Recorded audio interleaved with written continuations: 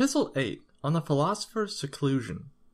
Do you bid me, you say, shun the throng and withdraw from men, and be content with my own conscience? Where are the counsels of your school, which order a man to die in the midst of active work? Well, as to the course which I seem to be urging upon you every now and again, my object in shutting myself up and locking the door is to be able to help a greater number. I never spend a day in idleness. I appropriate even a part of the night for study. I do not allow time for sleep, but yield to it when I must. And when my eyes are wearied with waking and ready to fall shut, I keep them at their task. I have withdrawn not only from men, but from affairs, especially my own affairs. I am working for later generations, writing down some ideas that may be assistance to them.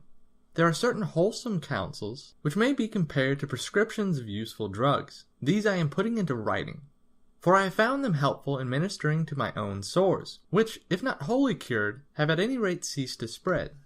I point other men to the right path, which I have found late in life. When wearied with wandering, I cry out to them, avoid whatever pleases the throng, avoid the gifts of chance, halt before every good which chance brings to you, in a spirit of doubt and fear, for it is the dumb animals and fish that are deceived by tempting hopes. Do you call these things gifts of fortune?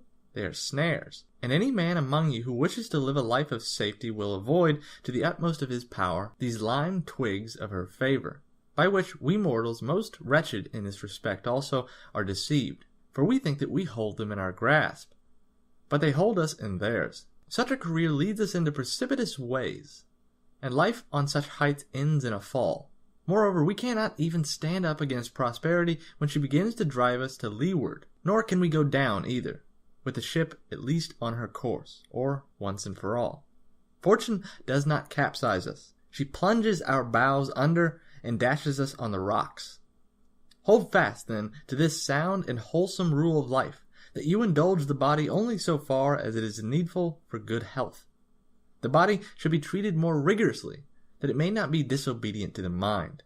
Eat merely to relieve your hunger, drink merely to quench your thirst, dress merely to keep out the cold, house yourself merely as a protection against personal discomfort. It matters little whether the house be built on turf or of variously colored imported marble.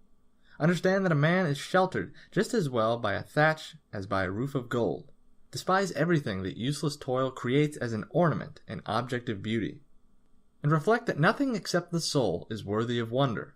For to the soul, if it be great, naught is great.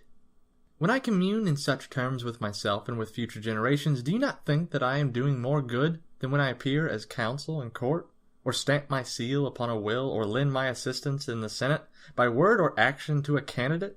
Believe me, those who seem to be busied with nothing are busied with the greater task. They are dealing at the same time with things mortal and things immortal.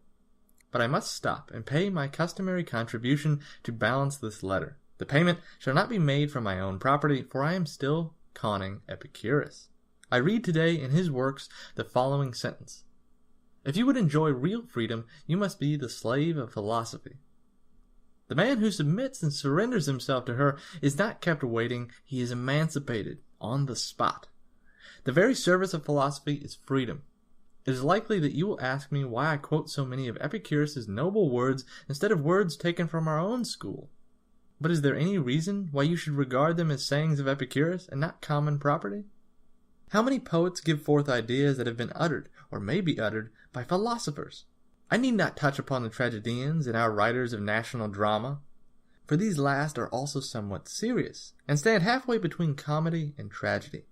What a quantity of sagacious verses lie buried in the mind! How many of Publius's lines are worthy of being spoken by buskin-clad actors as well as by wearers of the slipper? I shall quote one verse of his which concerns philosophy, and particularly that phase of it which we were discussing a moment ago, wherein he says that the gifts of chance are not to be regarded as our possessions. He says, still alien is whatever you have gained by coveting. I recall that you yourself expressed this idea much more happily and concisely. What chance has made yours is not really yours. And a third, spoken by you still more happily, shall not be omitted. The good that could be given can be removed. Now, Lucilius, I shall not charge this up to the expense account, because I have given it to you from your own stock. Farewell.